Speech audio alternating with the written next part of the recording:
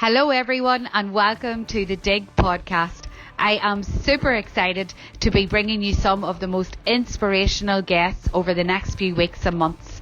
I always try to speak to people who are making a difference in business and in life. The two definitely can't be separated. I know that more than anyone. So I hope when you're listening, you get inspiration both in your business life and in your personal life to make changes for the better. That's why I made the Digg podcast.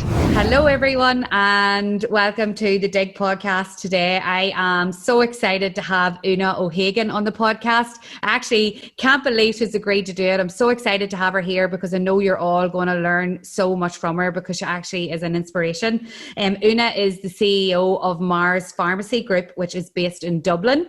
And a lot of people get confused thinking that that's Oonagh's surname, but Oonagh is Oonagh O'Hagan. Meaghers Pharmacy was founded in 1921 by the Meaghers family group, and Oonagh worked there. Isn't that right, Oonagh? That's right, Caroline. Yeah. Yes, and she purchased Meaghers Pharmacy in 2001. It was ran by the Meaghers family up until that date, but Oonagh purchased it then, and the reputation for Meaghers Pharmacy was definitely a community pharmacy, and Oonagh wanted to keep that ethos going strong, so she kept the trading name as Meaghers Pharmacy, and it has just grew from strength to strength since. Over the next 10 years, Oonagh opened 9 pharmacies, and they are based all throughout Dublin, one of which is actually based in the Mater Hospital. And I got to learn all of this when I was doing my research about the Meaghers Pharmacy Group, and it really is phenomenal, the success and just the way it has grown. It continues to be a family-run business, and I know that's so important to Oonagh. And the community-based pharmacy element of it is so important to her, and we'll get to hear all about that. It's been recognised by Deloitte as the best managed company, and it is definitely a leading force in their industry, and the customer service is key to them, which is what I love as well, and what we'll hear about today. They're at the forefront of their industry, which is why I wanted her here. Not only is this all what Oonagh has created, but she is also a board member and chairperson of in Retail Excellence Ireland. She's a member of the Wholesale Advisory Board, a member of the Finance Committee on the Royal College of Surgeons Ireland. She is a member of Pharmaceutical Sciences and a board member of the From Me to You gift card. And I could just go on and on and on, but I'm going to let Oonagh take over and tell us a little bit about her and her journey to start off. But I just want to welcome you to the Digg podcast, Oonagh, and say thank you so much for being here. Not at all. The pleasure's all mine, Caroline. It's great to speak to your fellow Northerner as well. I know, it's so lovely to hear the accent, and I suppose if people follow you on social, they'll know that accent's there, but anyone who would hear Meaghers Pharmacy based in Dublin and all the different branches would probably expect to hear the southern accent, but no, there's a story there behind that, so you can tell us. But I've written here, and I kind of always start off, with asking people just to tell about their background and their journey so far. So do you want to kind of lead us in with what's been happening? Yeah, well, I suppose first and foremost, I am a pharmacist by profession. I come from County Tyrone, actually, a place called Plumbridge in between Oman and Strabane there in the Sperrin Mountains. And I came to Dublin to study pharmacy many moons ago. So at that time, it was a 4-year degree course in Trinity. And so I completed out that. And then the 5th year, before you got your professional exams, you had to sit under the guidance of a tutor for a year to learn the ropes, kind of thing, and you had a choice, really, Caroline. You could either do it in community pharmacy, in hospital pharmacy, or in a pharmaceutical company, the likes of a manufacturing company. And I chose community because I do like to have the banter and have piles of chats with people and stuff like that. And I also really wanted to make a difference to patients' lives as well, so, and that's where I felt all through pharmacy that I would end up, working in the community. So I chose community, and then what I had to do was then really choose a tutor in order to take me through that year. And it just happened that I was living close to Bagot Street at the time in a flat that I was sharing actually with a couple of girls from Oonagh, and I used to always go into Meaghers on Bagot Street just to, buy my bits, like my tweezers and my, moisturiser and fake tan and stuff like that. And And so I got to know that pharmacy and the owner, Pierce Meyer, from popping in and out. And, there was just something magical about the place. I always had an attraction to it. So I asked him one day, would he be my tutor? And it was like asking somebody out on a date, Caroline, to be honest with you. I'm in his 60s. But anyway, he agreed that he would be my tutor. It was just great. And I suppose from the very first day that I kind of crossed the threshold as an employee in there, I dreamt of going. There's no question from day one. And, I just loved the community in which it was in. It's very like a village, even though it's in the centre of Dublin, if that makes sense. Very much a village feel. Real mix of customers, residential customers who live around there, but actually a lot of office customers. Now they're all working from home at the minute, but, that sort of professional customer. And, it was just a real mix. And I suppose the whole heritage of the pharmacy as well, Caroline, as you say, it was in his family since the 1920s. They lived above it, his mum and dad at the time and everything. And then it passed from his mum to him. And that there was a real appeal about that. There was a real heritage to it. There's a real family feel to it. And that's what attracted me to it. And I suppose then I spent the year with him. He taught me like all the things, you talk about family values. I learned that all from him. I learned all about giving back to the community. He did a huge amount of charity work, and I learned that. I suppose he was a really influential mentor in my early days. And so like I didn't want to leave. After that year I cried on my last day and begged him to keep me on, even as a shop assistant. He had no other role for me. He was like, no, you have to go off and spread your wings or whatever. But I made him promise me if he was ever selling the shop, he would let me know. And he said, I promise you I will let you do that. And then 4 years later he decided to sell, and true to his word, he got in contact just to say, I have an offer on the table from a multinational. This is the amount of money that they're giving me. I did make you a promise, and I said that I would let you know. So I'm just phoning to tell you. And I begged him, if I could come up with the same offer, the same money, would he keep it and sell it to me? And he said, well, if you can come up with that money, I'd rather keep it in Irish hands, no bother at all. And so that's when my journey started. I then started the whole sort of trying to raise money from banks and all, because I had no money at that time, Caroline, whatsoever.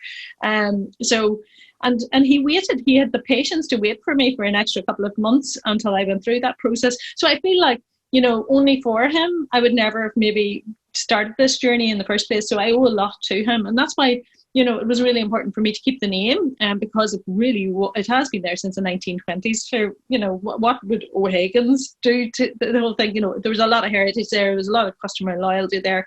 And so I kept that name. And you're right, we've gone on. That was in 2001.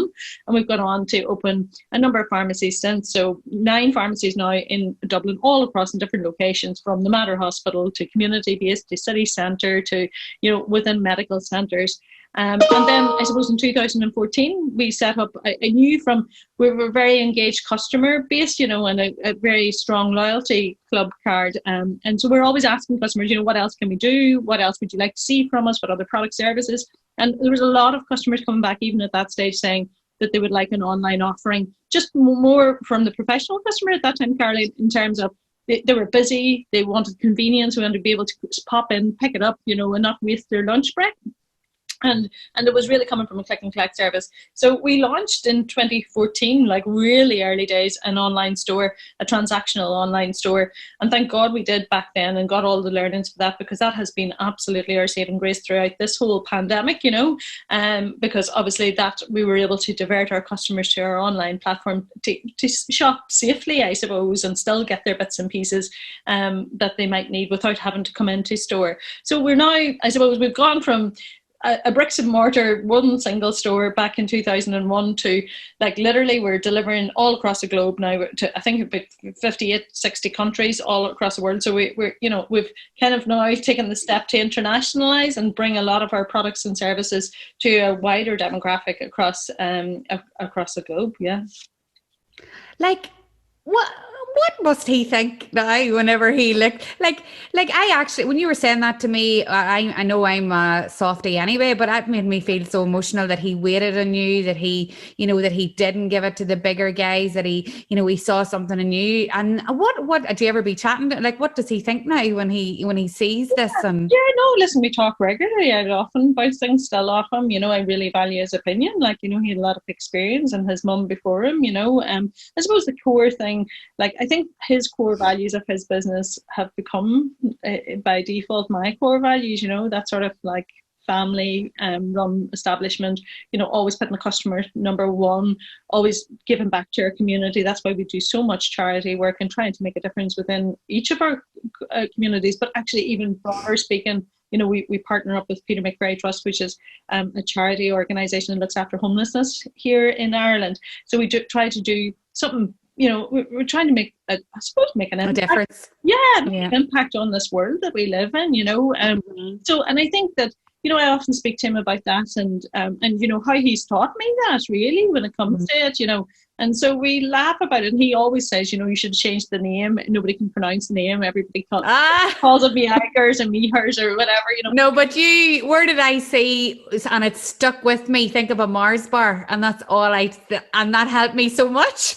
Well, that's why we put a Mars bar in on all of our online orders. That's what it is. That's what it is. Yes. Because nobody could pronounce the name. So we automatically by default, we didn't sort of decide we'll put a Mars bar in the orders. We were like, it's Mars, as in the chocolate bar, Mars bar, or whatever. And then people were like going, should we stick a Mars bar in these orders or whatever? Yes. And now it's totally stuck, so. Some amount of Mars bars you're sending out, Oonagh. There's a few Mars bars going out. We need to do a collaboration with Mars, I think, to be honest with you. Definitely. That's the next thing. Definitely. Well, look, that's such a lovely story, and I love him already. I'll have to meet him someday. He sounds awesome, but it's a brilliant story, and he saw something in you, and rightly so. Look what you've grown it into. But obviously on the tip of everybody's tongue is flipping COVID-19, and you can't have a podcast and talk about business without talking about the effects that it has had, which has been huge on so many people. But I definitely see how you guys have kind of, embraced a lot of the things that have been thrown at you. And, I've noticed through your online and your digital, a lot of things you've been doing that have really really stood out to me as being oh, this is brilliant the way they've embraced that. But how has it, Oonagh, impacted on your business, and what digital transformation changes have you guys made because of it? Well, it's massively affected our business. I suppose in a positive sense, Caroline, the first thing is to say, we're an essential service, so we've been able to remain open and trade through this, which is, I'm so grateful for that. And all of our team are so grateful for that, despite the challenges, because I look at some of my colleagues in other retail sectors, and, their shutters are down, or up and down this last year, which is really, really hard. But even though we are an essential service and we have been open, it certainly hasn't been easy, because at the beginning, if you think about it, lots of our GP colleagues ended up closing their doors and just doing phone consultations. A lot of hospital appointments were cancelled. Lots of other healthcare organisations or healthcare services were cancelled, and we were the only place that was actually open. So we had this onslaught of people coming in at the very beginning, looking for, first of all, for hand sanitizer. We'll never forget about the hand sanitizer. A hand sanitizer or a face mask for whatever length of time. But not only that, there was that whole fear and panic that people had, and nobody knew about the virus way back at the beginning or whatever. And it was really scary, actually. It was really scary because our customers were afraid. Our team were afraid. We were only learning about it. We didn't have any PPE at the beginning, or plastic screens up, or perspex or anything. So, it was a really, really stressful time, I suppose, for everybody concerned, But I suppose what we decided to do at the very beginning, from no matter what, because there's no rule book in a pandemic, we didn't know how to deal with it. We were very much learning as we went as well. But we just decided that the number one fundamental thing that we would do would be make sure our teams were safe and our customers were safe. We would do the right thing. I kept on saying to the team, let's just do the right thing today, and tomorrow we'll do the right thing again, and the next day, and we'll just get through this by doing the right thing, instead of making kind of haphazard decisions that were made for the wrong reasons. So with that in mind, if you think about it, number one thing that we were trying to do is protect our teams and protect our customers, because don't forget, because we were open, people, if they had any kind of symptoms, they were coming in to see us. But, if they had a cough, or if they had a fever or whatever, and even though the guidelines were stay at home, if you have symptoms, don't leave, people might have been living on their own, and so they had no way to go and pick up stuff or whatever. So they automatically were coming in to us, and they could have been standing right next door or right beside a customer who was going through chemotherapy, who was in to pick up their, anti-cancer medicines. So we knew at the very beginning it was a melting pot, you know, and unless we grabbed a hold of it and did something different, then, you know, it could have ended up just, you know, really, you know, we could have been part of somebody else catching the virus. So, you know, obviously we put in all of the perspex and got all of our teams with the PPE from the very get-go, but very quickly we started to change our dialogue to say, you know, you stay at home to our customers, we'll come to you. You know, you stay safe, stay well, don't be coming out and putting yourself on unnecessary risk. And we've had, I suppose, our teams as well, Caroline, at risk as well, because people often forget that actually, you know, people who work in pharmacy have family members too that are undergoing maybe surgery or anti-cancer treatment or have an underlying illness themselves. Like we have people who are, you know, are asthmatic or diabetic or, you know, so they are in high risk categories. And even though they could have decided to actually stay at home and not work, you know, they wanted to come in, you know, they wanted to play their best, to, you know, for our customers and actually also for each other as well. So we were very mindful of protecting everybody. And so quickly we were trying to get, I suppose, use our online platform and use our online logistical service to get our products, be that, you know, face creams or be that vitamins or be that their prescription, out to them safely and deliver it at home, and keep everybody as safe as they could do. So I suppose we set up a helpline at the very beginning to get people to call us and let us know what it is that they wanted. And then we could either, you know, if it was a prescription, we could liaise with their GP to get the prescription, to get it delivered to them. Or if it was, you know, I don't know, a vitamin D, sure, to completely take off, you know, to get that out through our online channel. So we were trying to filter everything through this helpline and look after our customers as best we could do. And then to really do everything that we could to actually protect our teams as well, to make sure that there was no outbreaks, or we were doing everything we could to make sure that they were healthy and well, because we knew it was going to be a long game. We knew it wouldn't be over in 6 weeks. Like, remember the first lockdown? We'll just flatten the curve. 6 weeks, so we'll be fine. We'll come out. Sure, we knew it was going to peak again because we work in healthcare and we could see what was happening all over the rest of the world. So we knew it was a long game, I guess. And sure, gosh, it's still, you know, going on. Who would have thought? It's nearly a year now. So, you know, from the very get-go, I think what we were trying to do is make sure we could stay to the very end of this and be here to look after the most vulnerable people in our communities for the long term. And that required a change in practice. And the good thing about the whole thing was, you know, the Minister of Health in Ireland changed the regulations to allow us to take digital prescriptions. Before COVID, we had to get a physical piece of paper from a patient. You know, they had to go to the doctor, get a handwritten piece of paper or a typed piece of paper, come to us, and then us dispense it and they take it away. Well, he changed that legislation so we could accept now digital prescriptions from hospitals or GPs.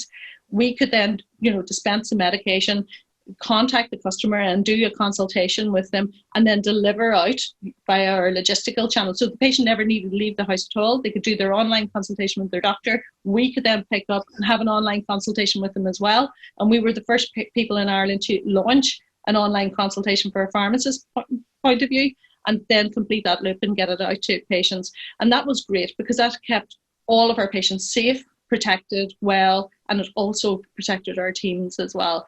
So listen, it has been absolutely disastrous in so many ways, but at the same time, so positive in finding all these solutions that we're always, I know, and always there to these problems, you know. But you know, we could have done. I know when you think about it, like, why weren't we always doing digital flipping prescriptions? Like the fact you had to go to the doctors, pick it up, bring it to the chemist. Like, this is brilliant that this has evolved. Obviously we didn't want a pandemic to make it happen, but like, this has made people more forward thinking, I guess, and news were always on the ball and we're ready to embrace that anyway. So no, like, that's fantastic. And I did notice like your video pharmacy option on your website. So isn't that what you're talking about there, that they can do? Is that, yeah. So basically, what we noticed, I suppose, Caroline, at the beginning was we were delivering all these prescriptions, and like the guards were fantastic. We were teamed up with the local GA clubs. We were teamed up with all these, even pharmacy students from all of the college were coming in and delivering prescriptions for us. But our feedback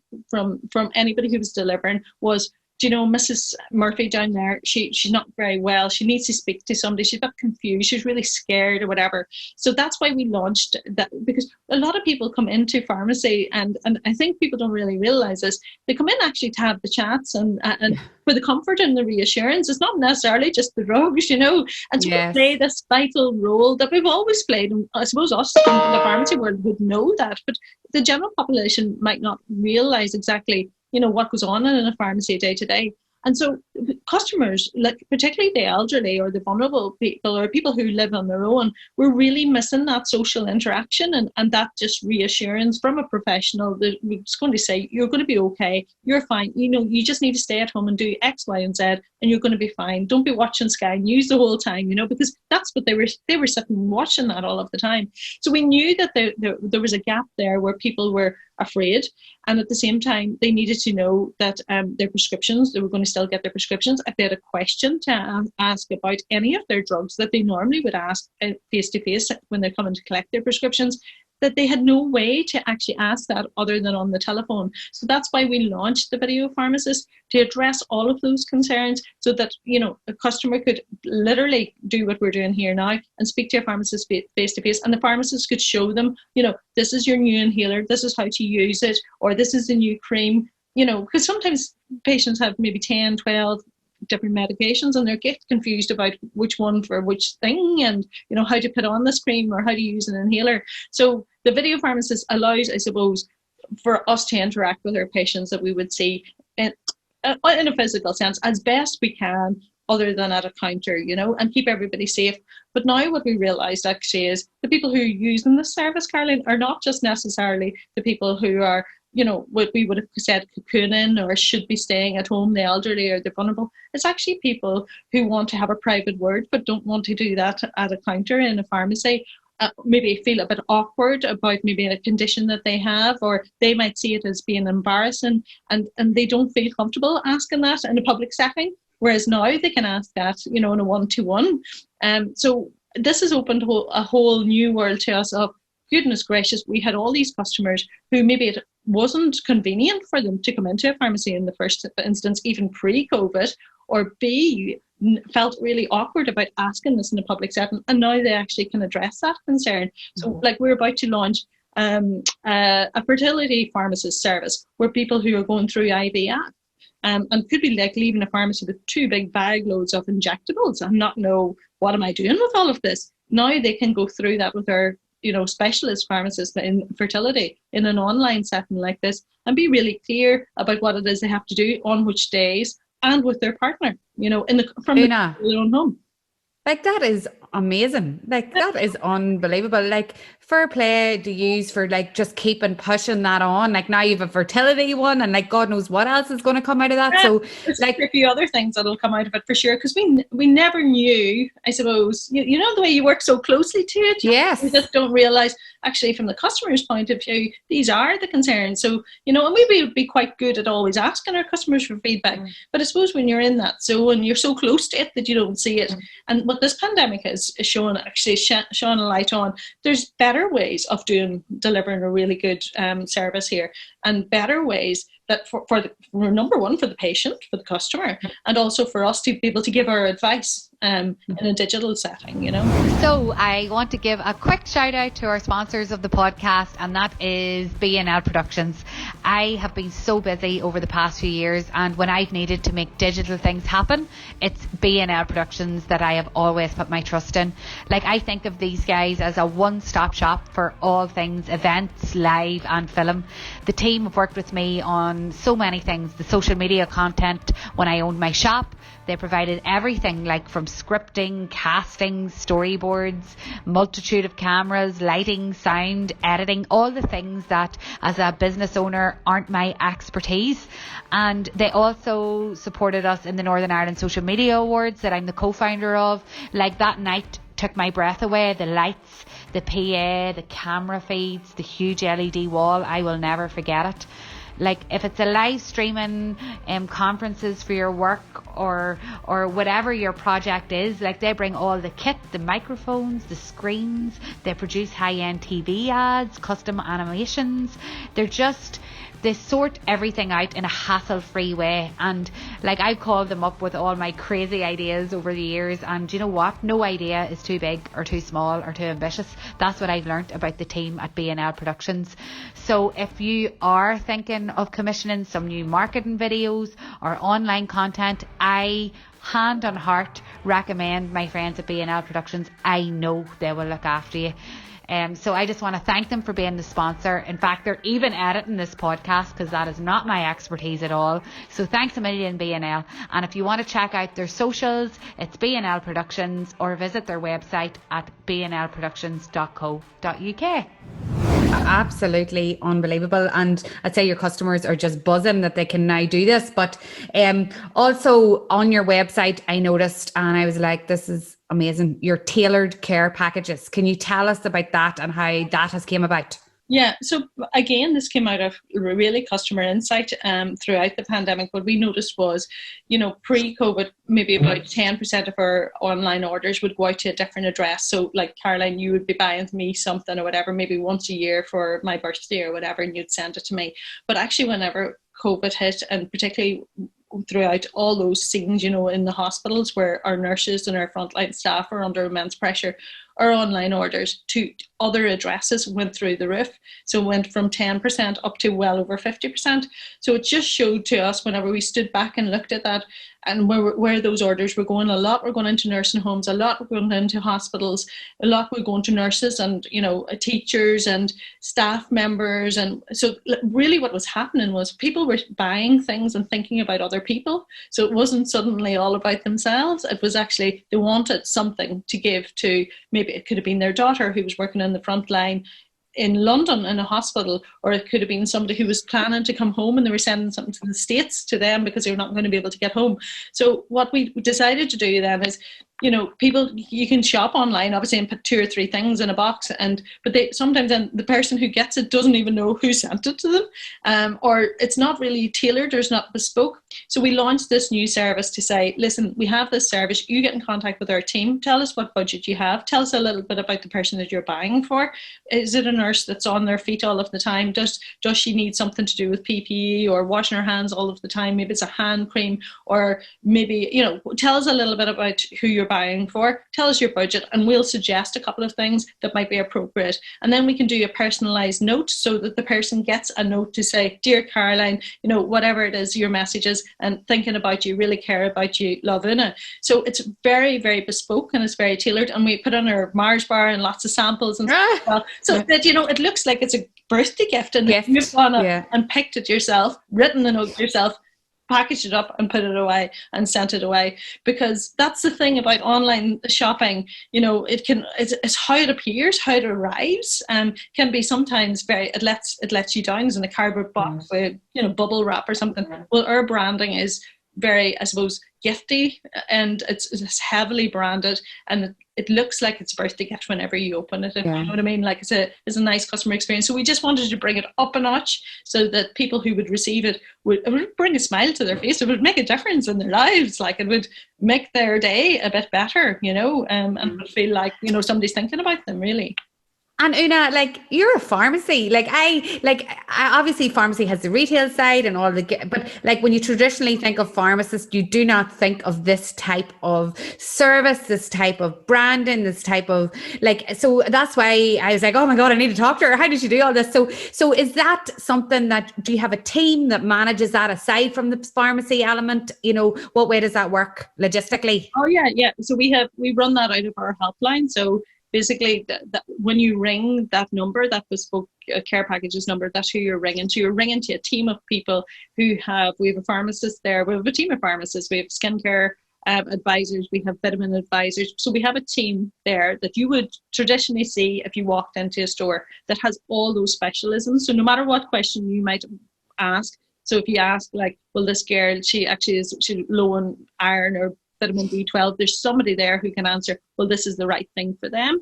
So that the advice and the information, I suppose, the experience from our customers is is as good as if you walked in off the street and said, I have €100 here and I want to spend it on my sister who has X, Y, and Z.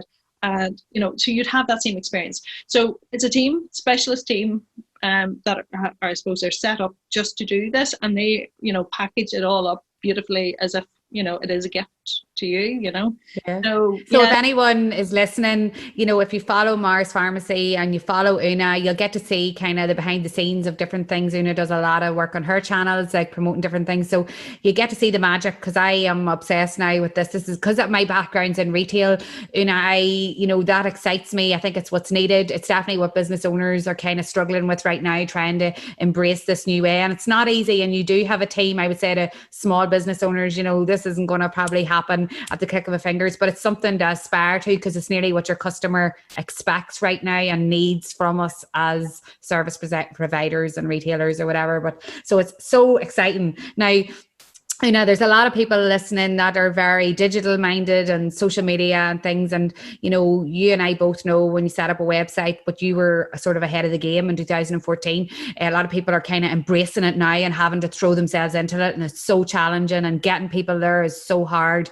But I noticed so many things about your site that's already so good at getting traffic there. And one of the things is your blog. So people think about a blog on a website like, oh, you need to write a blog, and they traditionally think of like a blogger and, oh, I don't want to be a blogger. Well, you're going to have to be a blogger to get people there from Google. But, I seen the blog, and then sometimes I look at people's blogs and they're not updated, and they wrote one a year ago and they haven't written one since. But like yours is up to date, topics that everyone's talking about. It's regular, like every couple of weeks, and there's different experts on. And I was like, wow. So I wanted to talk to you just like briefly about that whole concept of having a blog on your site and what the benefits are for you as a business.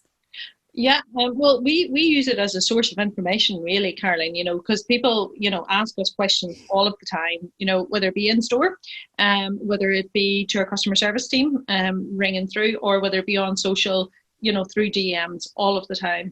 So I think that one of our key strengths as a business is that we are very, very responsive to customer requests. We always get back to customers, and we are always asking them what their opinion is, because what we want to find out is what are we as a business doing what you expect in this new world, and you're right, customers' behaviors are changing all of the time, and all of these new services that we have set up on this journey through COVID have been as a response, not necessarily to what our team wants or what I think we should do. It's because there's been a customer demand for it, and because we listen to our customers, I suppose.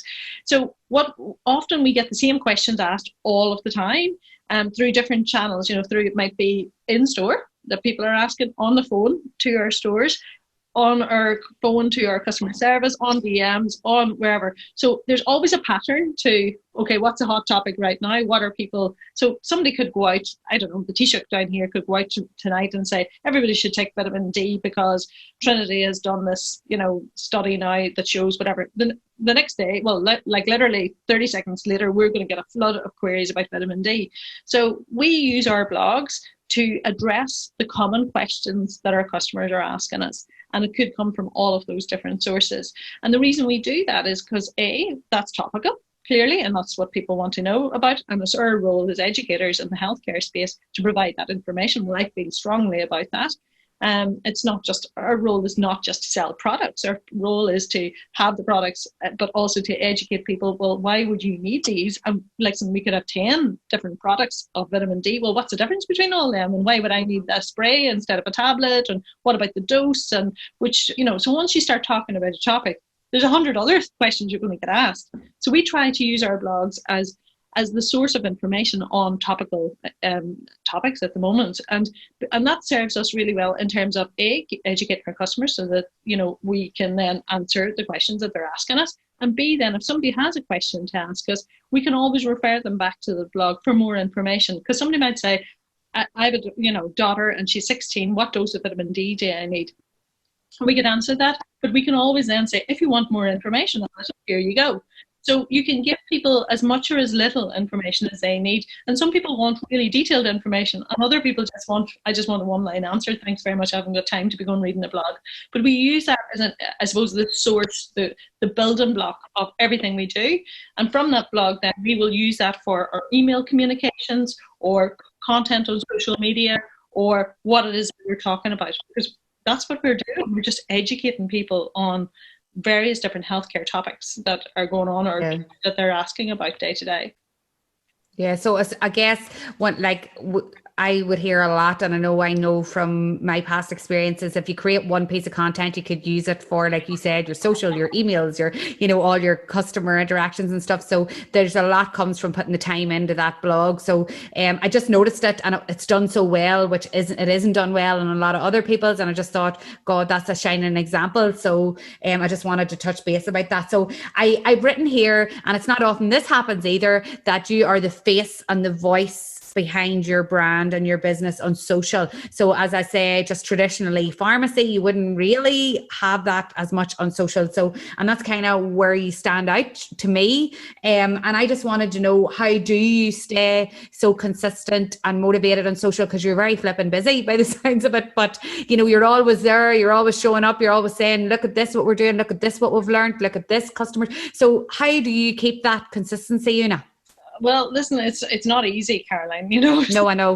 That's the first thing to say, it is a challenge, and the challenge really is time. That's the truth. If I had the time to be on every day and doing, because I suppose you ask what motivates me. That's what motivates me, making a difference actually to our customers' lives, because people ask me questions all of the time, and very often I've got to go off and research something before I come back with an answer. And I suppose as pharmacists, we are inquisitive, we're curious, we're always trying to figure out, okay, well, what's the new research saying? Because things change all of the time. We even see throughout COVID, what we were told in March of last year is very different to what we're being told now. So it's all very fluid, I suppose, and things are changing so quickly. And the same goes for the healthcare sector in general. There's new drugs out all the time. There's new supplements being discovered all of the time. New, I suppose, advantages of taking supplements that we didn't know about when I was studying in college. So I guess what I have is probably a very curious mind, and a mind that is always, I suppose, I'm always wanting to learn new things. And when I learn those new things, Caroline,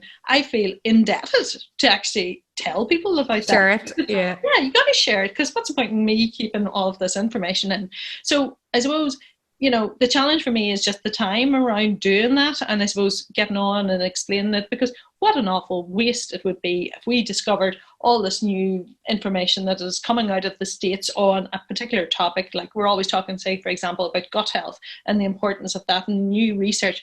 Imagine if I had that all inside me and didn't share that with a lot of customers that I know would really benefit from that. That would be such a waste of knowledge and information. So we feel, I suppose, I personally feel indebted and there's an obligation on me, I feel, to share this knowledge.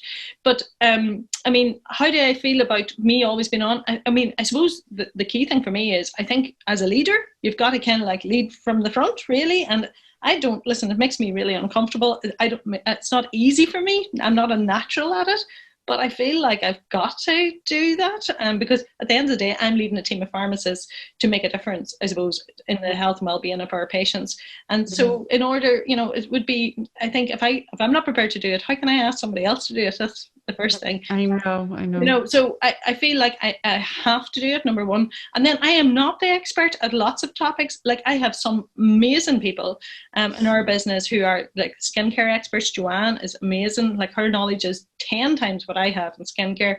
Elaine in health and well-being, like 20 times the knowledge I have in some topics, whatever. So it's brilliant to be able to showcase the people in our business, this team of experts that we have, because it's not all about me, or it's not about a few select few. We have experts in every single store and in our online, and it's amazing that they can get an opportunity to flourish and shine, because that's what it's all about, so it's brilliant. And then again, Caroline, we've lots of people who there's not a hope that they would go on social media. So it's not to say that only those people have the expertise within Meaghers. There's loads of people in the background who that just wouldn't be their thing, but they might write blogs for us, or they might write pieces of content for us, but they just wouldn't want to be actually on articulate them, because not everybody's comfortable with that, No, that's fair enough. And even though you say it doesn't come easy to you, you certainly, I think you become so invested in what you're saying. You're like, oh my God, what she's she's saying now about vitamin D is going to help me stay alive. I'm going to listen. Like, you don't actually be sitting looking at how comfortable or uncomfortable you look. I'm actually so invested in what you're flipping saying that just goes out of my head. So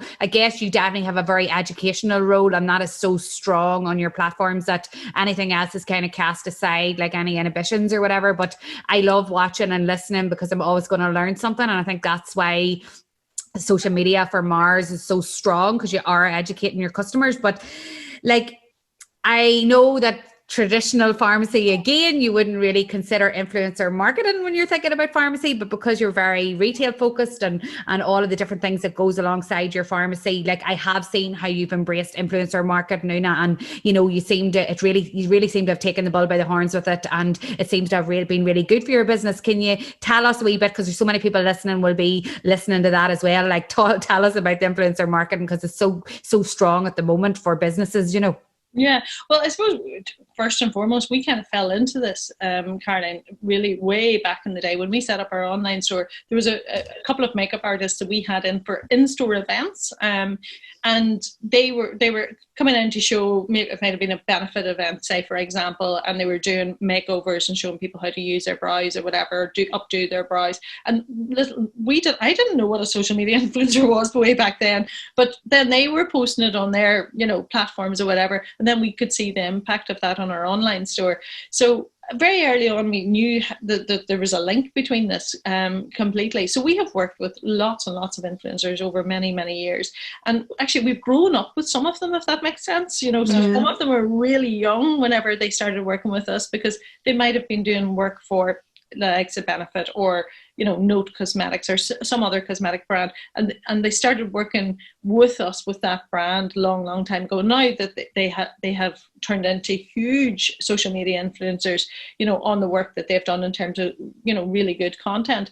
So a lot of our relationships with a lot of these influencers goes back years and years, when we would have known them when they were like maybe had very little following, and I suppose our relationship together has flourished, and we've been part of their journey and they've been part of our journey, if that makes sense. So there's a lot of this that is probably based on relationships, but I suppose the big learning for me in all of this is, if I look back at what we have done all, is it's really important, I think, for any business who are considering working with an influencer, to make sure that they're working with somebody who's, their brand values align to the person's brand values. They care about the same things. They have the equal amount of passion about really making a difference and bringing some education to their following. Because it's not all about sales. It is all, it is very often about bringing added value, I suppose, to followers. And how I view it is like, it's almost like putting an ad into a paper years ago. You're trying to reach a wider audience. That's what we're trying to do as a brand, and we're trying to bring our brand presence to other people who may not have ever heard of Meaghers Pharmacy, so that people can, almost say, well, who is this pharmacy? Because we're up against the big multinationals, obviously, who have loads of money to go on TV ads and all the rest, which we're not nowhere near that. I wish I had that marketing budget. So we're just trying to do it differently, and I suppose more cost effectively, to reach a wider audience. And that's what we do, and we work. It can be very successful, and sometimes it doesn't work at all for whatever reason. Maybe it just doesn't resonate with their particular following. Maybe our customer profile is not necessarily matching to their following profile, if that makes sense. So it's important to align in values, align in customer type. So what the message you're trying to get out, is it going to resonate with their followers, and to take their feedback as well on board, because very often, if you dictate what it is that you want said, or what, the offer or whatever, they might well know this is not going to work for my followers. So it's about working together, I suppose, in collaboration to figure out, okay, A, can we work together, first of all, and then B, what it is that we're trying to get out the message, is that going to resonate with your followers? Because if it's not, then it's not going to work for either party, really, No, definitely not. So I think isn't like a lot of people that I've talked to is trial and error. Sometimes you'll get burned, sometimes you won't, but it's the same as everything you go to do. There'll always be successes and failures, but I guess some business owners have been such closed to thinking about this before that it's alien to them, and now everyone's kind of embracing it, and I guess everybody's just trying to find their way. But I definitely see, like, it's opened up Meaghers Pharmacy to me probably would never have found you only for watching other people online, really, because why would I? I'm from Tyrone, so I wouldn't have been even thinking of a pharmacy in Dublin. So it's amazing, like, that I'm on talking to you now, and it's because of influencer marketing, and it's class to see you use it in such a positive way. Because again of my history in retail, would love to hear about your role in Retail Excellence Ireland. That excites me. I love to hear what they do to help people and what you have done in that. What's that all about now, and what's going on with Retail Excellence? Yeah, so Retail Excellence it's the largest, I suppose, retail representative body here in Ireland. And the different thing about Retail Excellence to other representative bodies is that it represents really small retailers and really large retailers. So everybody from somebody, your corner shop that has maybe 3 people working in it, right up to multinational 10,000 people working in it. So it does all sizes, I suppose that's the first thing, and all sectors, from food to fashion to pharmacy to electronics to footwear, and all the rest in between. So there's lots of different sectors and there's lots of different sizes, and with that it comes a huge diversity in thought, I suppose, and lots of different ways of working. So what we try to do as a body, I suppose, is to showcase the best in class from each of those sectors, from each of those sizes, so that everybody can learn from each other. It's really about sharing your insights, sharing your knowledge again, and everybody kind of learning from each other. And so it's peer-to-peer support. And I would say that since I've got involved in Retail Excellence, and I was chair back a couple of years ago, well, that's probably about 5 or 6 years ago, on the board for several years. What I have learned from being a member of Retail Excellence, never mind being involved at board level, is that I have learned some of my best, I suppose, changes that we've made in our business has come from another sector. So as an example, our loyalty program was something that we took from Topaz. Now they're changed to Circle K now. Arboretum is a garden centre. So we have the same loyalty program, because I heard the leaders of those organisations talking about what they were doing, and I got connected up with the same people. Does that make sense? So yes, yeah. So like I've seen what online I've learned from the guys in Lifestyle Sports, what they've been doing, and asking them the questions. And that's the thing about Retail Excellence Ireland. People who are involved in the organisation are very willing to share knowledge, particularly across sectors, if you're not like seen as a direct competitor, and share, well, this is what I've done. Make sure you don't do this. You could burn cash this way, and sharing connections as well. So the spirit of it is that we all learn from each other. We all learn from each other, and the whole thing is that there's somebody on the end of the phone who can help you if you're faced with a challenge. And there's been plenty of challenges clearly through COVID. And also then as a representative body, we have a voice at the table, like so the table of change. So in government circles, obviously, whether it be the Minister, of Trade and Enterprise, or whether it be of, education or whatever, we have a voice at that table because we're representing so many more. And retail is the biggest employer down here, Caroline. I'm not sure what the numbers are like up north, but we have a huge amount of employment within retail. And so if you're stronger if you all work together, the sum of the parts is very much greater than the whole. So we can influence, I suppose, policy decisions if we're there collectively, as opposed to me as Oonagh O'Hagan trying to get a word with the Minister. That's not going to work. But if we go together, at least we can affect some change from a policy level. And that's really, really important as well, to be heard. Yeah, it's amazing. And that obviously is just in Southern Ireland. It doesn't incorporate anyone from the north or anything, does it? Well, there's definitely people who trade north and south who are involved. Okay. So if I think of Tony Keeley's, they're a baby. Oh, yes. Carol's Irish Gifts, they're trading both sides. So, but we do work with another agency. I think I can't remember. It's called Retail. It's a trade body from the north as well. Retail NI, is it Retail NI? I think so. Yeah. So we do work, whenever there's like an all Ireland approach needed for something or whatever, or sometimes there's learnings from both or whatever. We do work together, and we do share learnings north of the border as well. But yeah, listen, I think that anybody who is listening, certainly inquire whether you can join up. There's it's not just a Southern Ireland thing. Definitely, because Oonagh, I know, sometimes you just need somebody to say to you, here, even touch that with a barge pole, because when you hear what happened to me, and like you need that straight talking sometimes, and sometimes it's only other business owners will give you that, you know, that have experienced it. So like when I heard that, I was like, oh, this is brilliant that type of thing is there to help people, and even better that you're flipping on the board because you can just be straight talking. But also you're a lead entrepreneur on the Going for Growth program. Love this too, because you know so many businesses start off with that kind of initial going on a program like that and getting advice from someone like you. So what I've written here, what type of advice do you provide to entrepreneurs like that? And have you any examples of any entrepreneurs that have shone because they've been on that program? Oh yeah, plenty.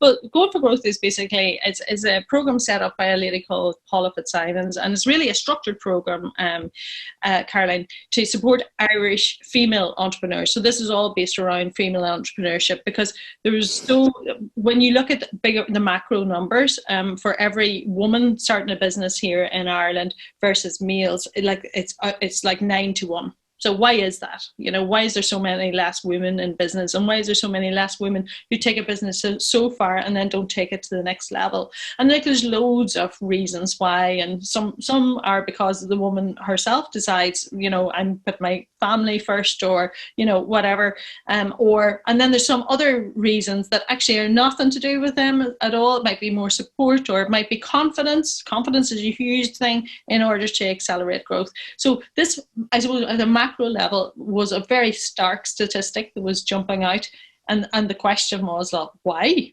is this the case? But you know, why is there such a wide gap between men and women? So Paula Fitzsimons set this up, the Going for Growth program, to really address and to support women who really were passionate and ambitious about growing and scaling their businesses, to help them take it to the next level.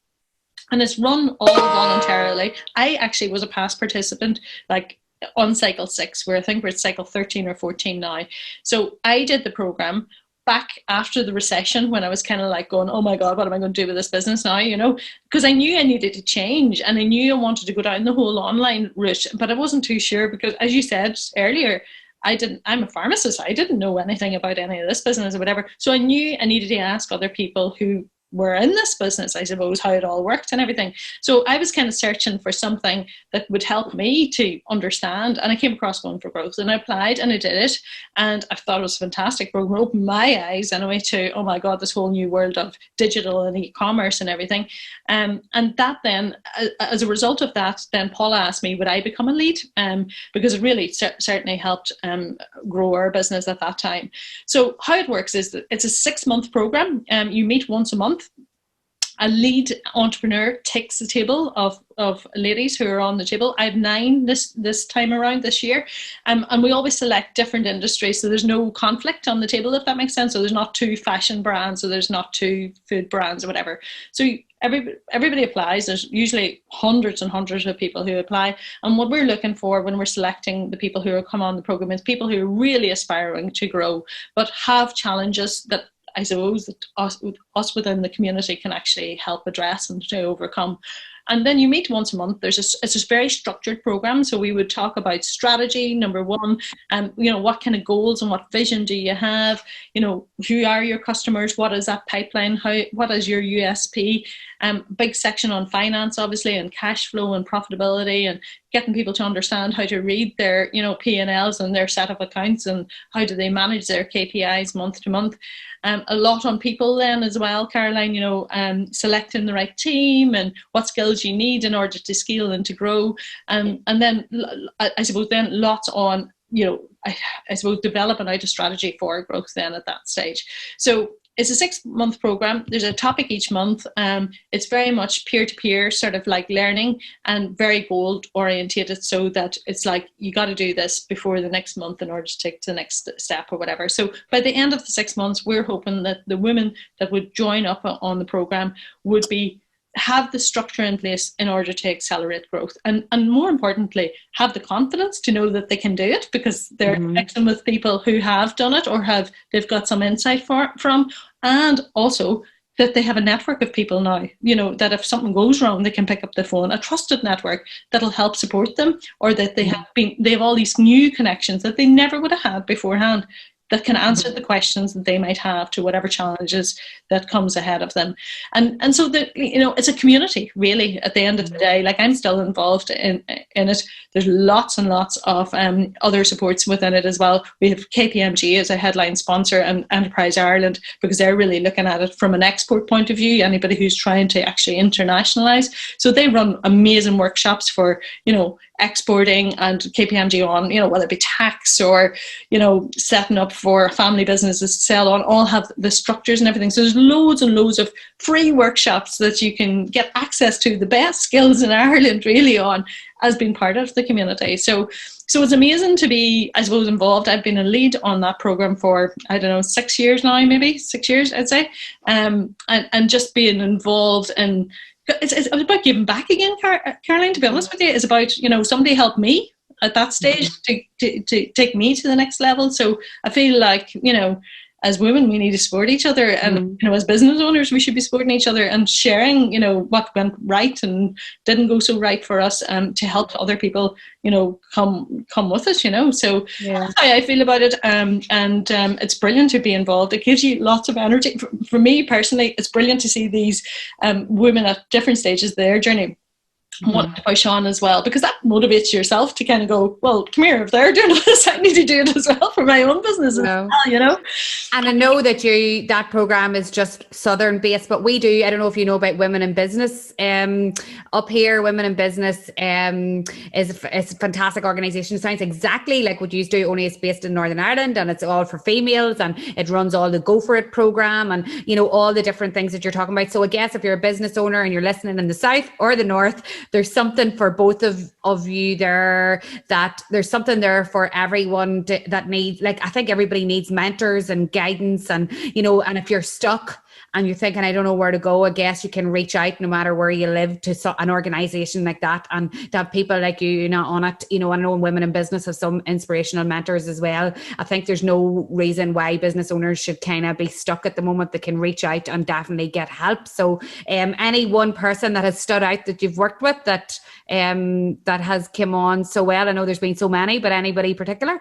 Well, listen, there's been absolutely loads, you know, so people who maybe that you guys would know off the top of our head, like, you know, the girls in Spotlight, Teeth Whitening. Yes. They were members only a couple of years ago, and look at them now, internationalising, and big focus in the States. Jennifer Rock from Skin Ingredients. I love Jennifer Rock. I love her. Amy Connolly from, you know. Yes, Amy, yes. You know, so there's, and then like lots of other businesses that wouldn't be just on social media, you know, that have just kind of completely escalated, that have become global brands, you know, and amazing. Not necessarily B2C brands, you know, B2B brands as well. So fantastic operations. So and in my initial group, Marissa Carter was in my group, whatever. So, you know, from Carter Beauty, and like, I mean, whatever she'd done with the Cocoa Brown brand, but now she set up the second brand as well, the Carter Beauty brand. So listen, there's been loads of fantastic entrepreneurs that have come through the program, and loads actually. So like, if you look at the people who are my fellow leads on the program, we have Bridge O'Donoghue. I don't know if you know Bridge, but she's like one of the founding people who set up Primark. So she's one of our entrepreneurs. We have, you know, Susan Spence from Softco, and I don't know if you know that business.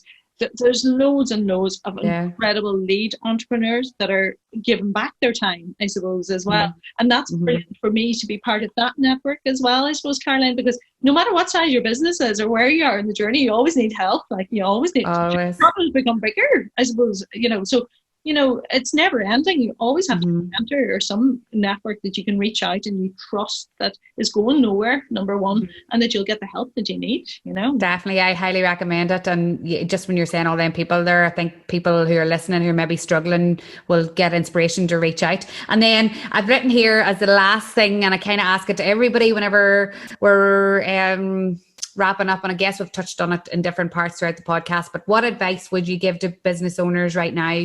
Like, there's so many people feeling overwhelmed, Oonagh. Like, I definitely in the business scene at the minute with other like mentoring and stuff, and people are reaching out and saying, like, I need help with this, I'm struggling, I don't know what to do, I'm at a crossroads. Like, is there any advice you would give to people to motivate them during these challenging times? I know everybody's situation is different and there's hurdles that some people won't be able to overcome, but do you have any kind of words of wisdom? Help us. Like, have you any words of wisdom or motivational tips that can help people in business right now?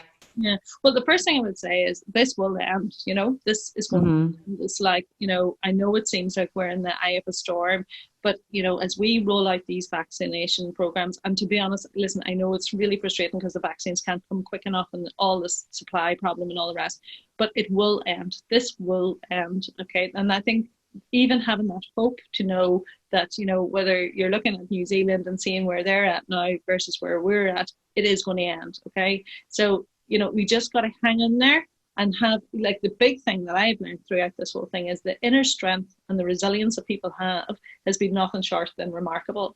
And, don't give up at the last hurdle. That's what I'd say. I always say to my team, it's like a long distance race. We knew it was going to be a long distance race. We are not giving up on that last 100-meter sprint at the end. We're just not doing it. We will get each other through it. If we have to lift each other up and get it over the finish line, we're not giving up. So that's the first thing I'd say. And, we do need to adapt. We absolutely need to adapt, and we need to have the agility to be able to adapt because the world has changed forever.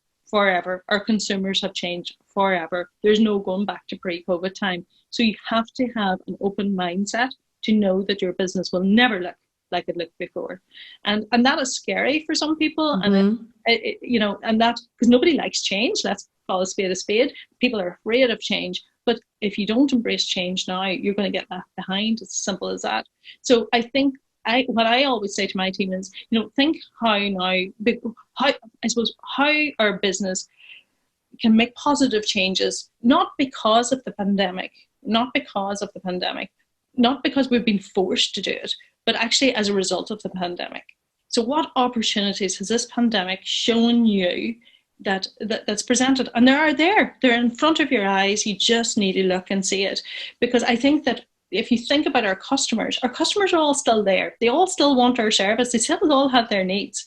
But how we fulfill those needs is just going to be very different to how we did it pre-COVID. So think that they're still there. They still want you. You need to communicate more with them. You need to find them in different places. You need to address their concerns in a different way, because everything has changed, but they're still there, So don't think that your business is gone.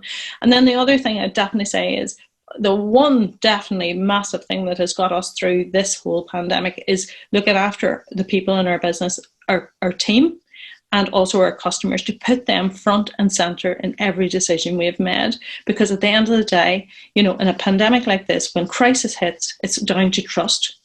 Does your customer trust you? Do your people trust you? So do the right thing by your people, because this has been really tough on everybody. Absolutely. And it's hit some people much more greatly than other people for obvious reasons. People have lost loved ones, they've lost family members, you haven't been able to go to funerals properly, to, celebrate life. It's been really, really difficult, and we can't lose sight of that. And just because you as a leader might be able to actually cope with some of this doesn't mean to say everybody around you is dealing with it in the same way. So, just be really cognizant that the pandemic has affected different people to different magnitudes at different times. Some people have a really bad week, and the next week they could be fine. So just to be really cognizant of that. And then I think for any business, as long as you keep your customer at the core of everything you're doing, then you can't go far wrong. Always think, what does our customers want? What do they need today? It's very different to what they needed pre-COVID. Think about that. And if you're not sure, ask them. Yeah. Ask them. That's the best thing. Hear it from the horse's mouth. So ask them, make sure you keep your engagement levels up with your customers, your communication levels up with your, you need to communicate 10 times more than what we did pre-COVID to your team and also to your customers, to find out actually, what is it that everybody needs not right now, and what am I going to do to make sure I'm delivering for all of them in a different way? Unreal. Like, thank you so much for that there, like sometimes people know it, but they need to hear it sometimes over and over again. And that's why I love doing the podcast. I love listening to the podcast, because when you hear it continually, you need to make changes. You need to embrace your digital side. You need to embrace your customers. Eventually you're going to start to make the change. So I love hearing it from you. And, if this is what's happened since 2001, where are you going to be in 10 years time? Like, you've got 9 pharmacies now and online's booming. Like, I know we're only ever, nobody knows what's around the corner. Nobody would have knew with the pandemic, but I just see unreal things. Even when I'm listening to you, it's so inspiring. And I just want to say thank you so much. Like, it's brought so much value, and it make people really sit back and evaluate what they're doing for their customers and their team, which is exactly why I do the podcast. But where can people find out now? You're going to leave the podcast and going to be like, how are we going to follow this woman? So tell us where they can find you on social, and just tell us a wee bit about where they can find out more about Meaghers. I suppose social media is probably where you'll see live updates every day. So you can either, if you want to follow me personally, it's Oonagh O'Hagan on Instagram, or Meaghers Pharmacy on Instagram. We're on Twitter, we're on Facebook, and then and we're on LinkedIn. If anybody has any business questions or queries, they can get to either myself or the LinkedIn page for the pharmacy. So my team manage the Meaghers Pharmacy channels, but if anybody personally wants to speak to me, they can, I'm set up on all those channels personally as well. So they can ask directly. Oh, you're going to be influx now with questions from everybody, but thank you so much. So I just want to wish you all the best, you and your team, and thank you for educating us all. I've learned so much from watching you to do with health and wellness, and it's refreshing to tune in, and I just want to thank you for that. And I wish you and your team safety now over the next few months, and hopefully when this is all over, we'll all get together in real life for some kind of non-virtual get together. But thank you, take care, and I hope to speak to you soon. All right, okay, thanks a million. Thanks for having me. Thank you. Bye. I know that sometimes that can be a lot to process, so we have made some show notes for you. If you head over to digmama.com and go to the Digg podcast page, you will see all of the information there. Don't forget to hit the subscribe button on our podcast. That will mean you'll be kept up to date with all our new guests. And also, if you want to follow all the drama behind the scenes, you can do that on the social media channels Digg Mama. So yeah, have a happy week, guys, a safe one. Strange times, but I'm just taking it one day at a time, and I will see you all on the next podcast.